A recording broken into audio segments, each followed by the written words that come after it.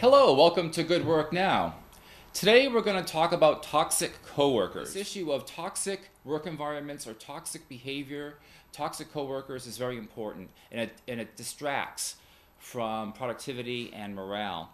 I am very pleased to welcome back to our show Steve Sphar, who's going to help talk with me through this issue of toxic coworkers. And Steve is a leadership consultant, and he helps managers create positive, sustained change in the work environment. And Steve, let's go ahead and start with the first area. You bet. What is toxic or toxicity in the workplace? What is toxic behavior? The way I like to think of toxicity in the workplace is, I would describe it behaviorally. Okay. So it's a type of behavior that someone is doing that has a corrosive effect, that causes negative emotions, strong negative emotions to arise in the other person. And it's probably on a continuum. So there's differences in people. And there's some things that some people might consider annoyances or irritations, but what we're talking about here is a level of behavior that really causes the other person to feel vulnerable, to feel like they can't trust. The strong emotions might be anger, might be fear. It's things that are really much more damaging than just annoying behavior. Okay, so there's a continuum that all of us fall into in terms of how we react. Maybe some of us have more patience than others, so maybe my threshold, for example, of when somebody turns from annoying to toxic would vary. Could be maybe here, and then for somebody else that threshold could be different depending on them. And the person who's exhibiting the behavior that you find is causing very strong negative emotions in you may not be aware of that. They may come from a life history or a background where that sort of stuff is just expected. Could be, some people swear they grew up in an environment or they've worked in other places where that was okay. Could be very, very offensive to someone else. Exactly. Let's talk about some specific behaviors that, for most people, they're perceived as toxic behaviors. Now, we don't want to stereotype. Not all of these behaviors are necessarily toxic, but generally, folks might perceive them that way. What might be some behavioral examples of toxic behavior? Sure. So bullying would be one. People raising their voice, shouting, swearing. That's usually meant to intimidate. Some people take an opposite effect. They are more withdrawn. They might be more passive-aggressive. Gossiping, saying things behind someone's back rather than going to them.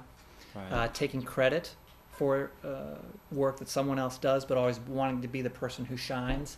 Another one that is really annoying to a lot of people would be victim behavior. A lot of whining, a lot of complaining. Very negative.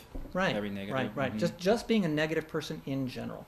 You know, there's a lovable sort of Eeyore sort of quality about some people. They're just more dour. They're just more skeptical or more cynical. But again, here we're talking about a level of complaining and whining and victimhood that really starts to drag the whole team down. Exactly. And I imagine, too, it's not just verbal behavior. It's nonverbal.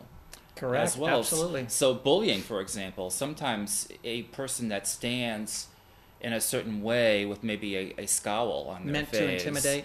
It may be intentionally or unintentionally. Maybe that's just the way they stand. Correct. Or someone who could be very verbal and doesn't feel that they're gossiping, but that's how it's perceived. They're just very fluid or very transparent with their thoughts and their feelings.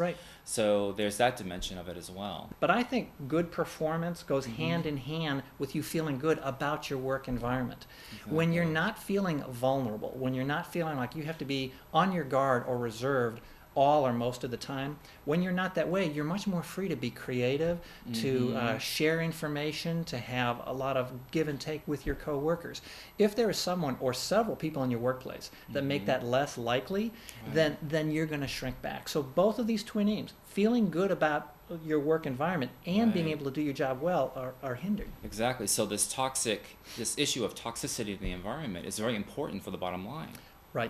That if managers and leaders or employees let it run amok, then it's going to detract from business, from performance. The costs of it, I think, are huge. Exactly. If you're not able to perform your job, performance goes down.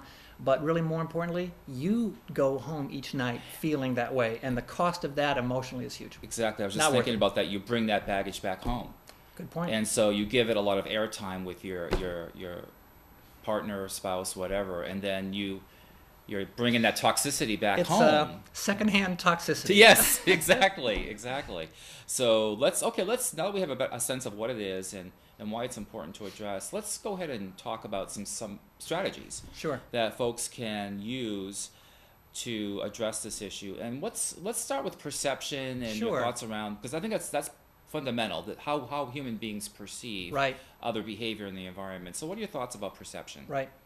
So if we're going to define toxicity as something, a type of behavior that's causing negative emotions to arise in me, Okay. we have to remember that emotions are always a factor of interpretation. Right. So there's not something out there that happens and it's always, that's something that makes people angry. That's not how it works. Because the same person could slam a book down here and they could be in a jovial mood that you would consider just sort of excited about an idea, or we're going to have some brainstorming now or something. Someone else could see the book slam down and have a fearful reaction. Exactly. So the negative emotion that's arising in the person is a function of perception.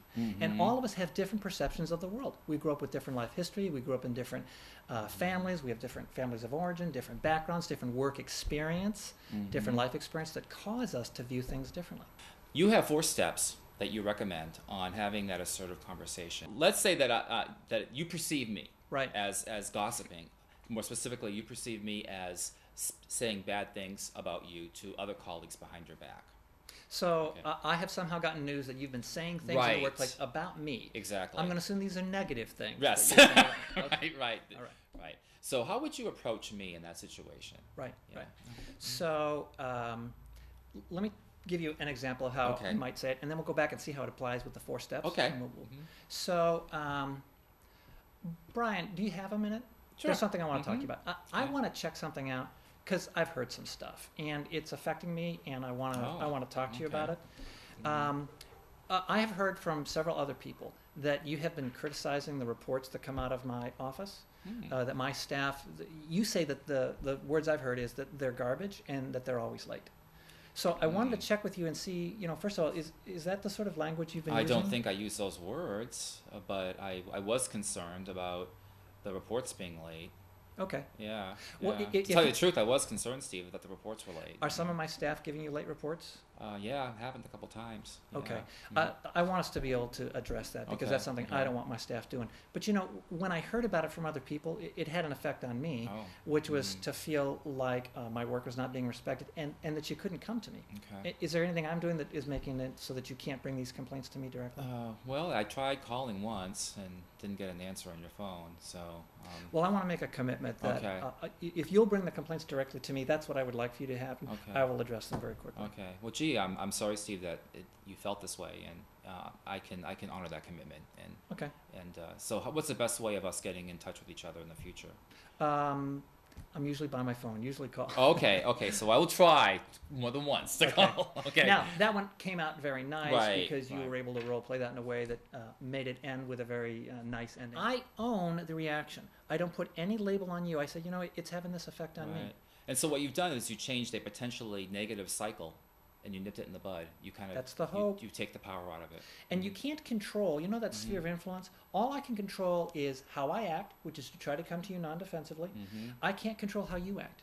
And in those 4 steps, in a sense, I Right. care in the longer sense, but in another sense, I don't have to care how or control how you react to it. A lot of times, the person who's doing the behavior, sometimes they kind of know they're doing it, and when you call them on it, they will stop. But Exactly. also, some people just don't know. Right. They blind don't get the spots. feedback. Exactly.